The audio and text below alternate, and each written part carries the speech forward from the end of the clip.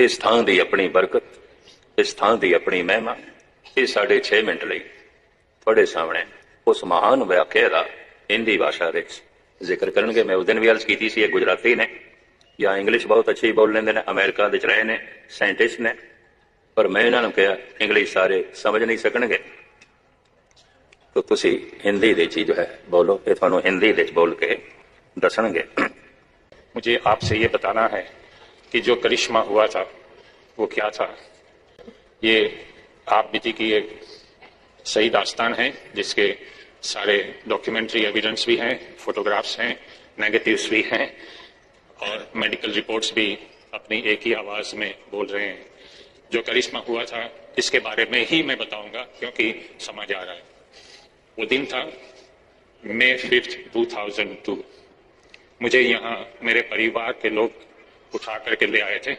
कभी थोड़ा चल सकता था, कभी फिर से उठाया जाता था, कभी कोशिश करता था कि मैं खुद ही चल के पहुंचूं, लेकिन ये मुमकिन न रहा और बाद में हमें उठाकर ही ले जाया गया। आप यहाँ अकाल तख्त जो देख रहे हैं, इसके करीब 2 निशान साहिब जो हैं, उसके आगे जरा राइट में आप टर्न लोगे तो वहाँ सरदार विक्रम सिंह की याद में एक केबिन बनी हुई है और ये केबिन में मेरा पाठ हुआ था और उसमें लकड़ी का फर्नीचर थोड़ा ज्यादा है। और सरदार विक्रम सिंह जो लद्दाख के हीरो थे, जिन्होंने अपनी जिंदगी समर्पित कर दी और 22 नवंबर 1963 में वो लड़ते लड़ते मारे गए थे। He is known as hero of Ladakh. मैं अंदर गया और केबिन में मैं लेटा हुआ था और लेटे लेटे मैं ये पाठ सुन रहा था और 8:30 बजे ये पाठ जब शुरू हुआ तो मुझे अजीब से वाइब्रेशंस महसूस होने लगे थे। मैं बड़ी श्रद्धा से गया था उस वक्त जब गया था तब, क्योंकि मेरी सिस्टर इन लॉ ने और सरदार केसर सिंह साहब जो है सूरत में, जो होटल इंडस्ट्रियलिस्ट तो हैं ही गुरु कृपा से, लेकिन वहाँ के उजना सूरत गुरुद्वारा के प्रधान भी है। उनसे भी मैंने काफी जानकारी मूल मंत्र के बारे में, सिखिज्म के बारे में और गुरुबानी के बारे में प्राप्त की थी। जैसे डूबते को तिनके का सहारा होता है, तो हमने बड़ी श्रद्धा से वहाँ पाठ सुना। आपको मालूम है कि 7.5 घंटे के बाद शायद वो सुखमनी साहिब जी का पाठ शुरू होता है और जैसे ही वो पाठ शुरू हुआ हमें जो वाइब्रेशंस महसूस होते थे, in English it is called the waves of energy. वो एनर्जी वेव्स मेरे शरीर में प्रवेश कर रहे थे। मैंने इसलिए मेरी धर्मपत्नी को कहा कि तुसी मेरे से गल नहीं करो, मुझे डिस्टर्ब नहीं करो, मैं ये पाठ काफी एंजॉय कर रहा हूँ। उसमें हिंदी उर्दू के अल्फाज भी होते हैं तो मैं उसके मतलब भी समझने लगा था। जैसे ही सुखमनी साहिब का पाठ आगे बढ़ा और भी मुझे एनर्जी वेव्स मिले और ये जो दाहिना कान जो बंद था, और डॉक्टरों ने ऑडियोग्राम रिपोर्ट्स में कई अलग अलग लेबोरेटरीज के रिपोर्ट हैं, लिख के दिया है कि आप जिंदगी में कभी भी ये कान से नहीं सुन सकोगे क्योंकि कान के नर्व्स जो हैं वो डेड हो चुके हैं कैंसर की वजह से और हड्डी की जो रचना है वो भी खत्म हो गई है। जैसे वो पाठ आगे बढ़ा हमने और भी एक करिश्मा महसूस किया। पता नहीं मेरी बेटी को क्या ख्याल आया, मैं चौकड़ी मार पर उस वक्त बैठ गया था, इसलिए बेटी सोच रही थी कि पापा देखने में अच्छे लगते हैं, मम्मी के पास बैठे हैं, तो वो तो एक मेमोरी पिक्चर लेने जा रही थी, उसका इरादा और कोई था नहीं। हमें तो पता ही नहीं था कि आगे क्या होने वाला है। और ये पाठ और आगे बढ़ते ही वहां से एक अचानक एक रोशनी हुई, एक ज्योत ऐसे ही प्रकट हो गई और थोड़ी वाइब्रेट होने के बाद वो स्टेडी भी हो गई।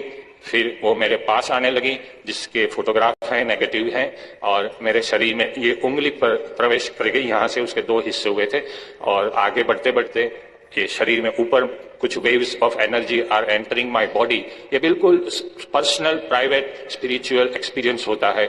आपको भी अलग सा होगा, यही नहीं कि यही हो, लेकिन ये जब एनर्जी वेव आगे बढ़ते गए, ये कान जो था जो 5 साल से बंद था, डॉक्टर कहते थे आपने कभी नहीं सुन पाओगे, वो सुखमनी साहिब का पाठ सुनते सुनते ये कान खुल गया। आज भी ये कान खुला हुआ है और मैं कथा कीर्तन एंजॉय करता हूँ। जैसे ये पाठ आगे बढ़ता गया, फिर और भी एक अजीब सी बात हमने महसूस की। जो जोत आगे बढ़ी थी, मेरी बेटी ने 5-6 फोटो निकाले, इसमें से एक फोटो में ये जोत आप देख सकते हैं। आगे ये सरदर्द मुझे रहता था। यहाँ जो कैंसर का ट्यूमर है वो आज भी बना हुआ है, लेकिन अभी वो कैंसर का नहीं है, सिर्फ ट्यूमर है। जैसे ये मोल होता है वो भी एक ट्यूमर है, जिसको अंग्रेजी में बिनाइन ट्यूमर कहते हैं। कैंसर का ट्यूमर हो उसे मैलिग्नेंट ट्यूमर कहते हैं। तो अखंड पाठ के पहले के रिपोर्ट कहते हैं कि मैं कैंसर से खत्म हो जाऊंगा। अखंड पाठ के बाद के रिपोर्ट कहते हैं कहीं शरीर में कैंसर है नहीं। ये मैंने दावा नहीं करना है, ये मुझे कुछ भी नहीं क्लेम करना है, ये मेडिकल रिपोर्ट्स अपने आप बोल रहे हैं। और आज तो मेरे जो डॉक्टर जो थे cancer specialist, chief cancer specialist, उन्होंने लिख कर दिया है, जो मैंने यहाँ पढ़कर भी उस दिन सुनाया था कि जब मैं हिंदी में बता रहा हूँ, डॉक्टर के सीसा कहते हैं कि वासु भारद्वाज को कैंसर हुआ इसलिए हम अगस्त 2001 से उन्हें कीमोथेरापी दे रहे थे। 6 कीमोथेरापी फेल हुई थी, यहाँ होल का निशान भी बना हुआ है। लेकिन जब से वो हरमिंदर साहब से वापस आए हैं, हम तो यहाँ स्टेम सेल ट्रांसप्लांट की तैयारी करते थे, लेकिन जब से वो हरमिंदर साहब जाकर का अखंड पाठ अरदास करके वापस आए हैं, तब से उनके शरीर में हमने जहां जहां खोज चलाई, हमें कहीं भी कैंसर देखने को नहीं मिला। इसलिए हमने स्टेम सेल ट्रांसप्लांट ड्रॉप कर दिया है और वासु भारद्वाज एक तंदुरुस्त शख्स की तरह कोई भी तनावपूर्ण सिचुएशन में कोई भी काम कर सकते हैं, घूम सकते हैं। आंखों के चश्मे थे वो भी कम हो गए। और आप देख रहे हैं मैं 64 साल का हूं, आई एम 64, लेकिन मेरी गड्डी रिवर्स में जा रही है and I am ageing youthfully. और ये गुरु कृपा ही है। कृपा करके आप इसको चमत्कार नहीं कहिएगा, ये चमत्कार नहीं है, ये गुरु कृपा है। और मेरे पर जो गुरु कृपा हुई है, इससे बढ़कर भी गुरु कृपा किसी पर भी हो सकती है, आप पर भी हो सकती है। और अरदास सुनने के लिए तो गुरु बैठे ही हैं। जैसे कबीर ने भी कहीं कहा है कि आप दिल से अरदास करो तो आप सुन सकते हैं, अरदास गुरु तक पहुंच भी सकती है। कबीर कहते हैं मस्जिद मुल्ला बांग पुकारे, क्या मेरा साहिब बहरा है? चींटी के पांव में नुपुर बाजे, वो भी मेरा साहिब सुनता है। तो ये अरदास तो डॉक्टर भी आज करने लगे, जो मुझे ट्रीट कर रहे थे गुरुबानी वो भी पढ़ने लगे हैं। मरीजों को ये भी सलाह देते हैं, पढ़ाई के मुताबिक आपके दवा देते हैं, लेकिन आप हरविंदर साहब जाकर के वहां अखंड पाठ और अरदास करोगे तो आपको भी जो वासु भारद्वाज के साथ हुआ ऐसी इससे भी बढ़कर गुरु कृपा हो सकती है। यही एक छोटा